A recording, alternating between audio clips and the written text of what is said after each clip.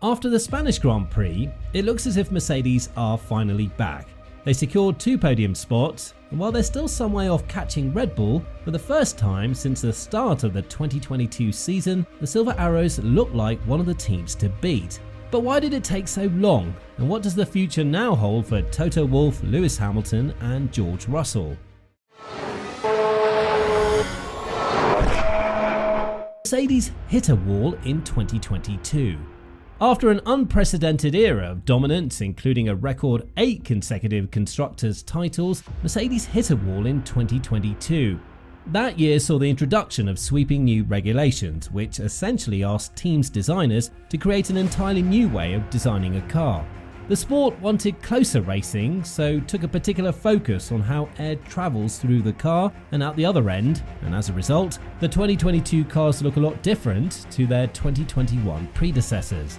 As the cars took to the track for the 2022 Bahrain Grand Prix, the most interesting thing was how different each looked. The Ferrari had huge scoop side pods that looked more like a bird bath than an F1 car, while Red Bull's was a detailed design utilised for maximum airflow.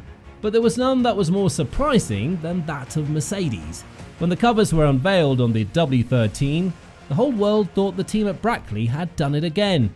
Instead of side pods like Red Bull and Ferrari, Mercedes had gone for an entirely different approach, and their so-called zero pods were born. Now, it didn't take long though for Mercedes to start questioning their own design. Having won 3 of the last 4 races in 2021, Mercedes finished 3rd and 4th, but only because both Red Bulls had retired. At the next race in Saudi Arabia, George Russell finished 5th, while Lewis Hamilton ended the Grand Prix in 10th, which was enough to send alarm bells ringing through the team.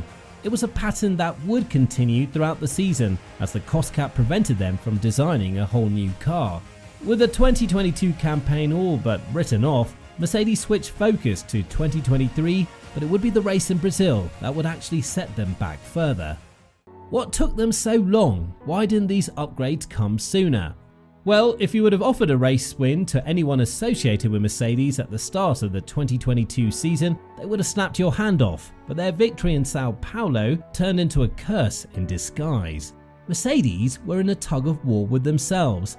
Do they keep believing in this car that they think has hidden potential, or do they fold and create a whole new car in the design of Red Bull? It was the Brazil race that convinced them to do the former. Russell took P1, his first in F1, and it was enough to convince everyone involved with Mercedes that this car could become a winner. Toto Wolff, speaking in April, described it as a perfect storm and one that would set the team back. He said, "In other respects, it was a perfect storm.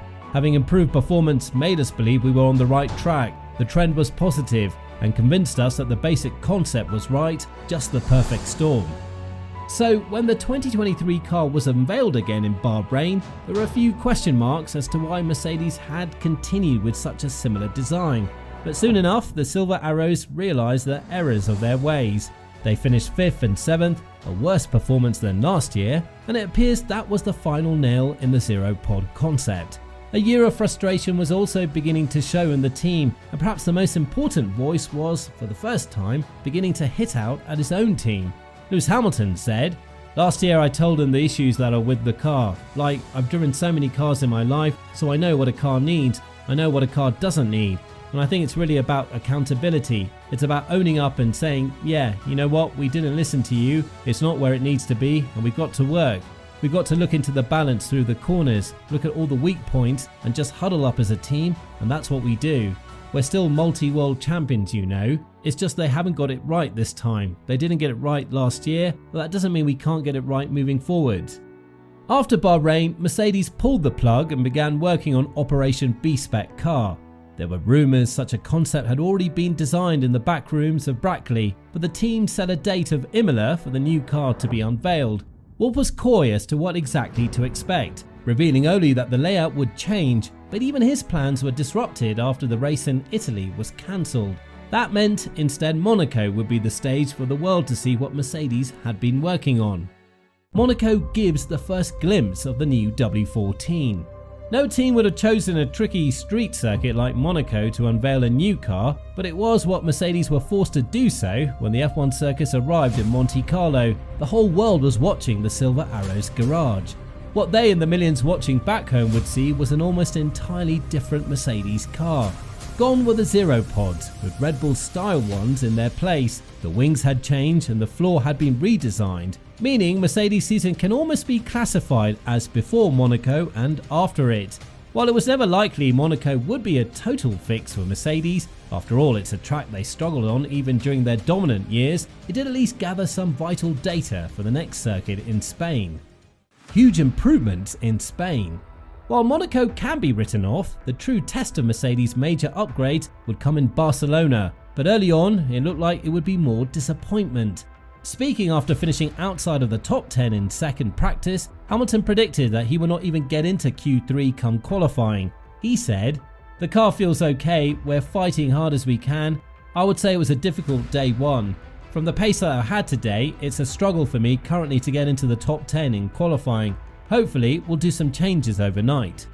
But those changes didn't necessarily improve the car for quali as Hamilton limped to P4, qualifying behind Lando Norris, while George Russell was knocked out in Q2. The two Mercedes drivers even managed to hit one another, giving Toto Wolff even more of a headache. However, qualifying would prove to be the last of Mercedes' Spanish disappointment, as the race was an entirely different story. Hamilton may have lost a spot early on to Lance Stroll, but he soon took it back and was then able to charge down Carlos Sainz. He passed the Ferrari man with ease, and while Max Verstappen in P1 was always going to be a step too far, Hamilton comfortably held on to his P2 spot. Russell, meanwhile, went on about tearing his way up the grid and was almost like watching a Red Bull, such was the ease it passed other cars. Eventually, he was getting near to the podium spot and all that stood in his way was Sainz, but in reality the Ferrari man hardly put up a fight. Russell outbraked him going into turn 1 and just a few laps later, the gap was already up to over 3 seconds. The Mercedes pair would go on to finish P2 and P3, their first double podium since Sao Paulo, but encouragingly for the team, it was with a new concept that got them there. Why have Mercedes improved? The question as to how Mercedes have improved so much does not have just one clear answer, but instead many factors leading to it. For a start, let's go back to 2022, and for the first time in a long time, Mercedes had far more wind tunnel time than their rivals. F1 rules dictate that the higher you finish up the constructors' standings, the less amount of time you get in the wind tunnel. This means that for the 7 years leading up to 2022, Mercedes had only 280 hours, whereas teams near the bottom were allowed up to 460 hours. So, when Mercedes finished P3 in the 2022 constructors' standings, it allowed them to spend more time in the wind tunnel than both Ferrari and Red Bull.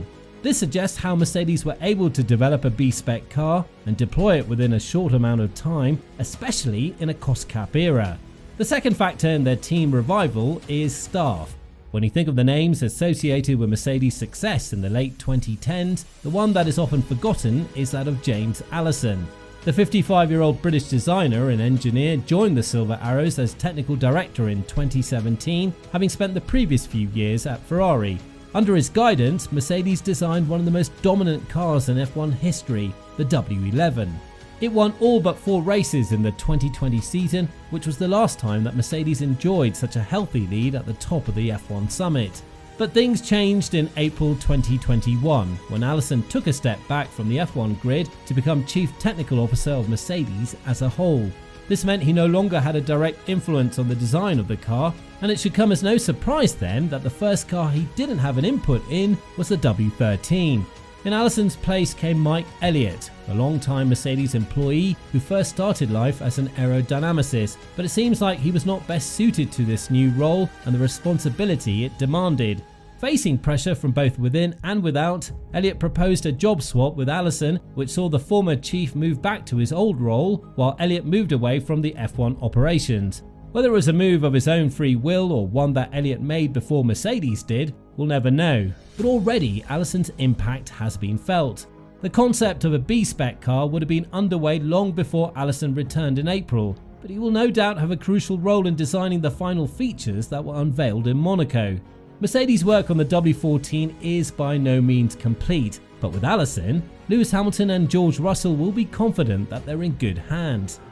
Are Mercedes back for good? While Spain was a return to form, the next and more pressing question for Mercedes is this a one-off like Sao Paulo or a sign of things to come? Truly, it's hard to tell at the moment, for there have been so many false dawns at the Silver Arrows garage that this may well be another one, but there are certainly promising signs.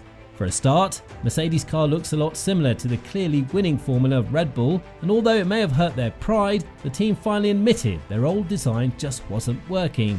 Secondly, they had the right people in charge and have wind tunnel time on their side. Realistically, the Constructors and Drivers' Championship is only going one way this year, but 2 years is a long time for a team like Mercedes to go trophyless. 2023 then can be seen as a data gathering exercise for Mercedes. Yes, they will try and win as many races as possible and crucially stop Red Bull from achieving something they never did by winning every race in a season. But ultimately, any title push will now be reserved for 2024. Over the next few races, starting with Canada, Toto Wolff and co will be paying a close eye on just how this new concept performs at a variety of circuits, and will be hoping it's the car that takes them back to their former glory. Thanks for watching this video, and make sure you're subscribed so you never miss a release here on the DRS Straight.